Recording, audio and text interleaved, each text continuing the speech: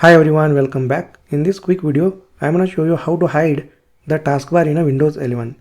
So you can see this taskbar and sometimes you want to hide this taskbar, and whenever you just mouse over on it and you want to see the taskbar. Okay, so how you can do that? So go to the desktop and just right click anywhere on the desktop, choose the personalize, and here just scroll down, and here you can see the option taskbar. So just click on this taskbar over here and just scroll down, and here you can see taskbar behaviors. So just click on it, and here you can see the option automatic hide the taskbar.